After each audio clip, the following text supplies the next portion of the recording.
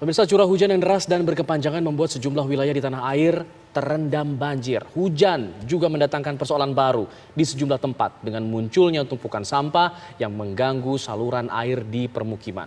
Lalu potensi longsor juga mengancam sejumlah tempat, terutama wilayah yang tanahnya tidak bisa lagi menyerap air karena sudah jenuh. Seperti apa prediksi cuaca ekstrim yang akan terjadi di tanah air dan wilayah mana saja yang harus diwaspadai? Bersama kami telah bergabung Kepala Pusat Meteorologi Publik BMKG, Fahri Rajab. Selamat petang, Assalamualaikum Pak Fahri.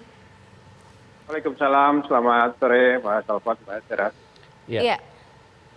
Pak Fahri, mungkin kami ingin mengetahui, karena kita kan dalam sepekan terakhir ini banyak sekali bencana dan juga fenomena alam yang terekam begitu ya, yang cukup masif juga adalah yang terjadi di Bogor, Pak. Kalau kita melihat, kita ingin melihat satu kasus per kasus begitu ya. Kalau di Bogor tadi disebutkan oleh Bu Kepala BMKG juga mengatakan bahwa ada berbagai fenomena alam, mulai dari fenomena alam lokal begitu, lalu ada La Nina, ada juga angin muson Asia. Nah, kalau yang di Bogor ini dampak dari fenomena alam yang mana, Pak? Ya, jadi pada dasarnya atmosfer itu kan tidak bisa kita batasi ya, gitu ya. Jadi fenomena yang borderless gitu ya. Jadi tidak bisa kita lihat, oh ini atmosfer di Jawa Barat, ini atmosfer di Jawa Tengah. Itu yang perlu kita pahami dulu. Nah, yang terjadi di wilayah Indonesia pada umumnya saat ini adalah memang kombinasi dari berbagai macam fenomena atmosfer yang ada. Baik itu dari skala global.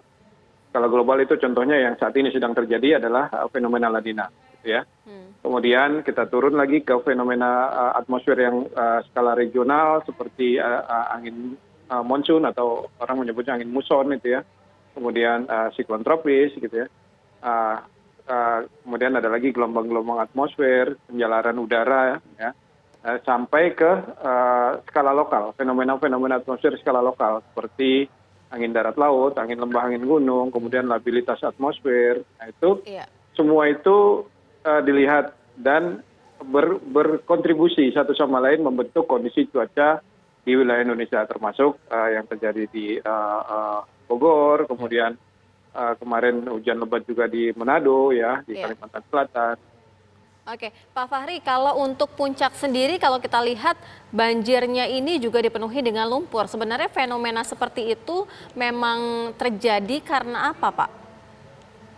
Ya, untuk kejadian banjir bandang yang terjadi di Cisarua ya, di puncak di Bogor itu kami melihat selain faktor-faktor global regional tadi, faktor lokal juga turut berpengaruh, yaitu kondisi topografis di wilayah puncak yang memang pegunungan gitu ya. Jadi pembentukan awan dalam skala lokal di situ sangat intens gitu ya, karena bentuk topografisnya. Ibaratnya gini, ketika ada angin yang terangkat oleh karena pegunungan, maka akan terbentuk awan lokal di situ gitu kan. Nah, jadi untuk kasus di puncak kemarin kami melihat faktor atmosfer skala lokal itu juga turut berperan dalam membentuk terjadinya curah hujan tinggi di puncak kemarin. Baik. Kalau kita juga melihat bencana yang terjadi di Sumedang, Pak, longsor ini juga kan ada kaitannya dengan cuaca begitu ya, yang menyelimuti daerah Sumedang di sana. Kalau Anda melihatnya untuk wilayah-wilayah yang mempunyai kontur tebing seperti ini, apakah memang bentuk tanah atau kontur tanah yang berada di tebing-tebing ini memang sudah jenuh begitu, sehingga kemudian tidak bisa lagi menahan derasnya debit air hujan yang tinggi, sehingga apa yang kemudian harus dipersiapkan, diantisipasi oleh warga-warga yang tinggal di wilayah-wilayah seperti ini? Ya, tentu ya, salah satu dampak dari hujan intensitas sedang hingga lebat adalah potensi terjadinya longsor ya. Terutama untuk daerah-daerah yang memang memiliki kelerengan yang terjal dan memang daerah situ sudah terpetakan sebagai daerah rawan longsor gitu ya. Nah, ini yang perlu kita waspadai. Nah, yang perlu dilakukan adalah memang pertama adalah kita mengenali dulu lingkungan kita masing-masing gitu ya. Oh, ini memang daerah rawan, ini daerah yang relatif aman gitu ya. Nah, masyarakat memang idealnya adalah tidak berada di daerah-daerah yang rawan longsor tersebut ya. Ketika kondisi tanahnya juga sudah cukup jenuh, kena hujan sedikit aja dia rawan longsor. Itu memang idealnya adalah masyarakat tidak berada di daerah-daerah seperti tersebut.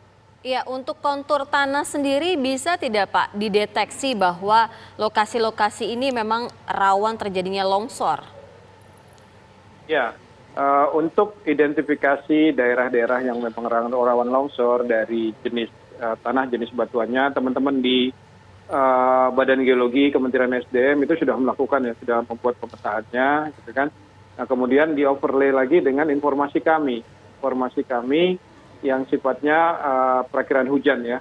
Jadi informasi kelerengan yang dikeluarkan oleh Badan Geologi itu sudah dapat menunjukkan di mana saja daerah-daerah yang memang rawan longsor. Baik, baik. Pak, kita juga ingin melihat fenomena juga yang terjadi di Wonogiri, Pak, water spout begitu ya kalau BMKG menyebutnya. Nah, water spout ini sebenarnya fenomena seperti apa sih, Pak? Apakah memang serupa dengan bentuk tornado mungkin yang terjadi di luar negeri atau memang ada kriterianya sendiri begitu untuk water spout ini? Ya, water spout adalah sebuah fenomena angin berputar yang terjadi di atas permukaan air ya. Itu fenomenanya sama dengan puting beliung. Kalau puting beliung itu di atas daratan, kalau water spout di atas permukaan air. Dan sama dengan tornado, cuma levelnya yang berbeda. Kalau tornado pada umumnya terjadi di daerah-daerah lintang menengah hingga lintang tinggi ya, seperti di Amerika Serikat gitu kan. Dan untuk intensitasnya ada yang disebut dengan Fujita scale, itu dari 1 sampai 5. Nah, yang terjadi di Wonogiri kemarin itu paling skala 1, maksimum skala 2 gitu ya. Dan puting beliung yang ada di Indonesia pun dari catatan kami memang maksimal hanya sampai skala 2. Beda dengan tornado. Tornado itu bisa sampai dengan skala 5. Fenomenanya sama, yang membedakan adalah faktor pembentuknya. Kalau tornado adalah dibentuk karena adanya pertemuan dua massa udara, pertemuan massa udara dingin dan massa udara panas. Tapi kalau puting beliung ataupun water spout itu terbentuk karena adanya angin yang turun dari awan cumulonimbus atau awan CP. Pak, artinya kriteria lautnya sendiri seperti apa karena bisa mengakibatkan terjadinya water spout ini? Ya, water spout terjadi ketika permukaan air itu suhunya relatif hangat ya Pak. Karena suhunya relatif hangat, maka terjadi pengangkatan uap air yang kemudian bertemu dengan udara yang lebih dingin di atasnya. Nah, disitulah terjadi proses pembentukan awan, di mana pada satu ketika awannya sudah matang, itu akan terjadi angin turun atau downdraft, itu yang menyebabkan terjadinya water spout itu.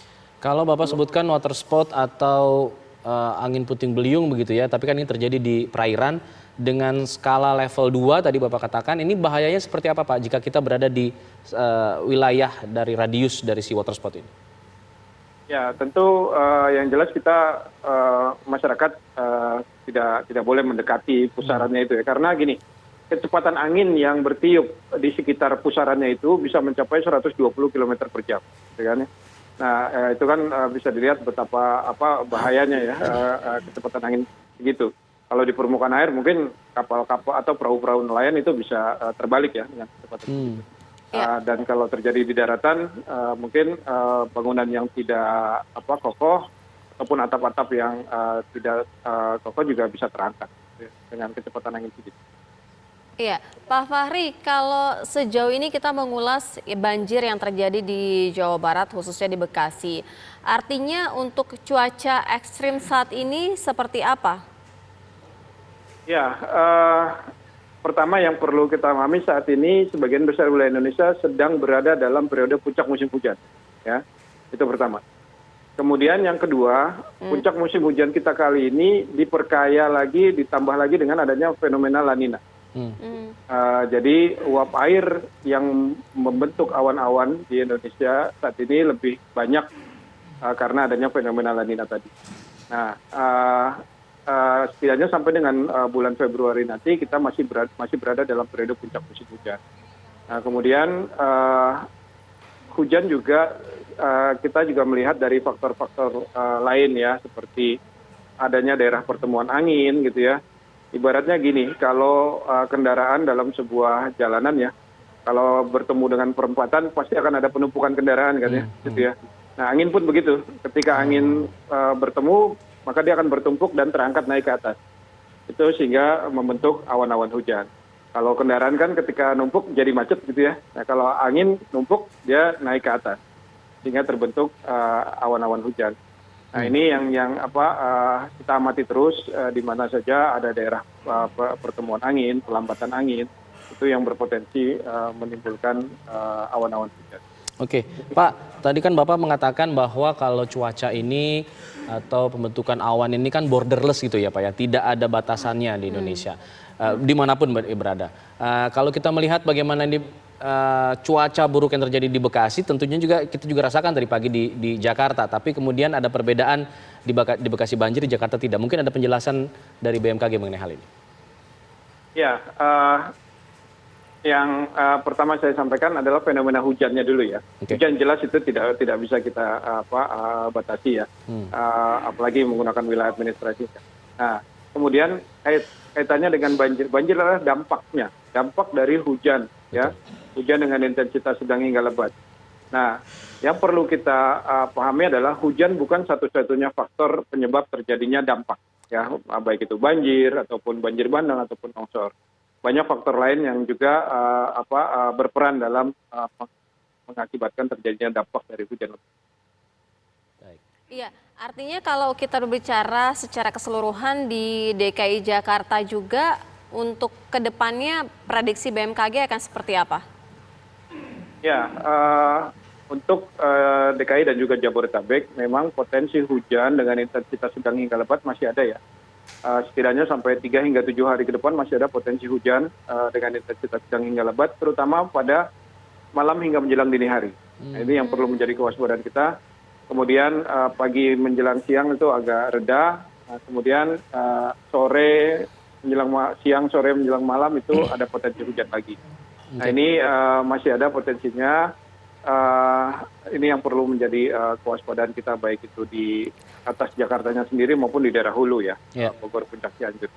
Baik, Pak, kalau bisa dikatakan apakah kemudian puncak curah hujannya sudah lewat atau masih belum? Tadi Bapak bilang 3-7 hari.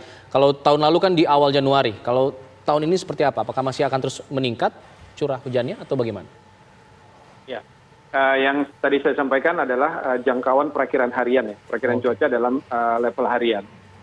Kami melihat sampai 7 hari ke depan masih ada potensi hujan dengan intensitas sedang hingga lebat. Namun dalam konteks musim itu kan 6 bulanan ya sampai nah, saat ini kita sebagian besar wilayah Indonesia termasuk Jabodetabek masih dalam periode puncak musim hujan.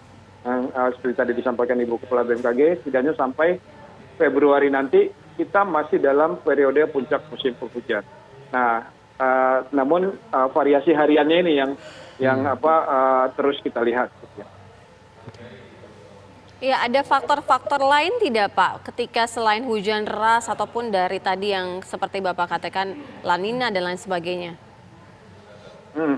Ya, kalau dari sisi hujannya ya, tentu banyak parameter yang kami lihat ya, yang tadi saya sampaikan dari mulai fenomena level global, regional sampai lokal, ya kan? Itu kalau dalam konteks hujannya ya, perakiraan cuaca hujannya seperti apa. Tapi kalau dalam konteks dampak ya, dampaknya seperti banjir bandang, longsor, tentu banyak faktor lain juga yang harus dilihat. Apakah daya dukung lingkungannya gitu kan? Kemudian tutupan lahannya seperti apa, itu banyak faktor yang harus dilihat. Baik, terima kasih Pak Fahri Rajab selaku Kepala Pusat Meteorologi Publik BMKG. Semoga dari penjelasan Bapak ini bisa menjadi kewaspadaan bagi kita publik untuk menghadapi cuaca ekstrim yang masih kemungkinan terjadi dalam beberapa waktu ke depan. Terima kasih Pak Fahri. Assalamualaikum warahmatullahi wabarakatuh. Waalaikumsalam warahmatullahi wabarakatuh.